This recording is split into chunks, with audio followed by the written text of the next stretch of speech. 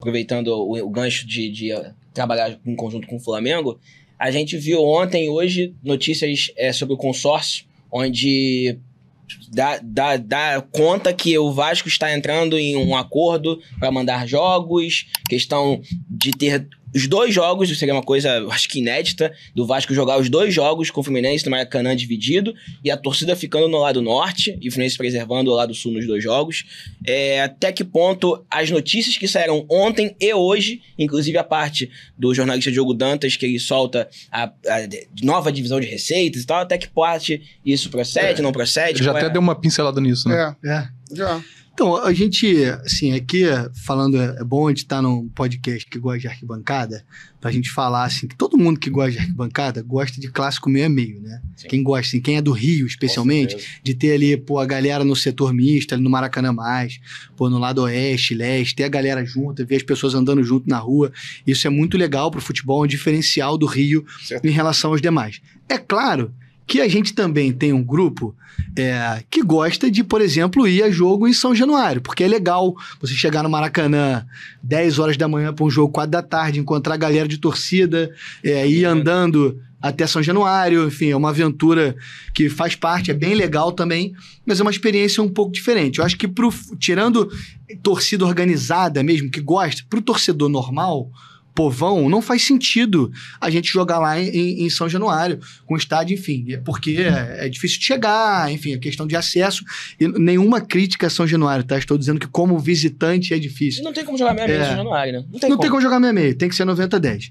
Então, enfim, partindo dessa premissa de que todo mundo quer clássico meia-meia no Maracanã, e é de que a briga entre os clubes do Rio tem que ser dentro de campo, não fora. Aliás, um parêntese, a relação hoje é boa com todos os clubes do Rio. O Fluminense se dá muito bem com o Botafogo, lá com o Tairo, com o John, se dá muito bem com o Vasco, com o Amodeu, CEO, e com o Pedrinho e a turma que entrou com ele, se dá muito bem com o Flamengo, lá com o BAP, e todos os clubes hoje se falam. Então a gente recebeu uma ligação do Flamengo, dizendo que por conta desse jogo, essa confusão entre o jogo Vasco-Flamengo, onde seria as vedações do BEP e da CBF, eles estavam caminhando para jogar no Maracanã e queriam fazer disso um acordo para que não fosse específico para esse jogo, mas que disciplinasse os próximos jogos de Fluminense e Vasco, e Flamengo e Vasco.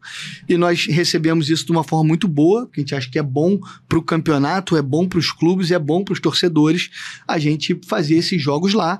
Então o acordo basicamente diz que Flamengo e Vasco, Fluminense e Vasco serão disputados no Maracanã meio a meio.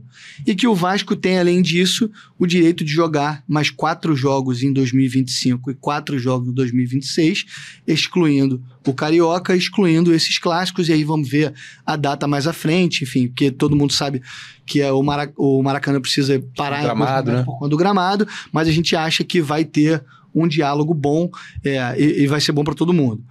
E depois veio a matéria, que é uma matéria que eu não consigo entender de onde veio, porque logo depois que saiu a matéria eu liguei pro presidente do Flamengo, ele falou, cara, não veio daqui, essa conversa nunca existiu. Aí eu liguei pro CEO do Vasco, ele falou, não veio daqui, nunca existiu. Então, eu efetivamente não sei de onde saiu. Até o Flamengo publicou uma nota depois da nossa. Basicamente, o que a gente disse ali é que isso era impossível de acontecer. Para entrar um terceiro no contrato, o Flamengo tem que querer e o Fluminense tem que querer. E, além disso, não pode entrar nenhum clube que tenha mais da metade da participação do Fluminense. Então, é impossível aquele cenário que está escrito na matéria de que o Vasco teria 40, o Flamengo 40 e o Fluminense 20. E a última coisa para falar em relação a isso, todo mundo sempre volta nesse assunto. O Maracanã dá prejuízo e tal. Você pode ver por tudo. O Maracanã não dá prejuízo. Nunca. E aí eu vou explicar, assim.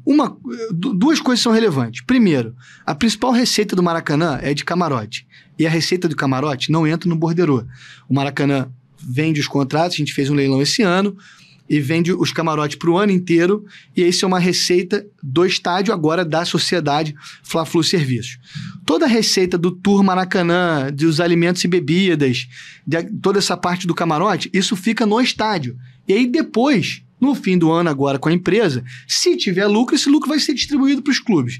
Então, para analisar a operação do Maracanã, não pode ser analisado só o borderô. Tem uma coisa que é ainda pior, que assim, o Fluminense tem um sócio futebol, que é o sócio 100%. Esse sócio futebol, ele vai ao jogo e não paga o ingresso, porque ele já pagou aquela mensalidade. E tem uma regra da CBF que diz como isso tem que ser declarado no borderô. Então, isso surge também porque alguns clubes declaravam que o valor era R$1 ou 1/3 do valor de face. Uma confusão dessa, a CBF colocou uma regra de que tem que ser declarado no borderô, que aquele ingresso custou metade, acho que é metade do valor do setor mais barato. Então esse é o valor que está ali. Então a receita do sócio que o Fluminense recebe mensalmente, ela não entra no borderô do jogo. No borderô entra uma conta por ficção criada para a CBF só para ter uma base para se calcular as taxas que incidem. Ali, o escoteiro, a taxa da FERJ, o INSS, o ISS, tudo aquilo que aparece no borderô. Então o borderô não reflete ali efetivamente quanto custa ali um jogo para a gente fazer.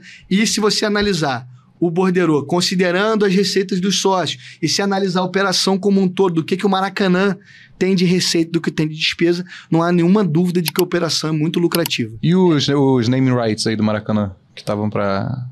O naming rights tá em curso, enfim, a diretoria comercial do Maracanã está conversando com algumas empresas, espera receber algumas propostas e, enfim, para fechar isso, é mais uma linha de receita que a gente espera ter lá no Maracanã para aumentar o faturamento do Maracanã.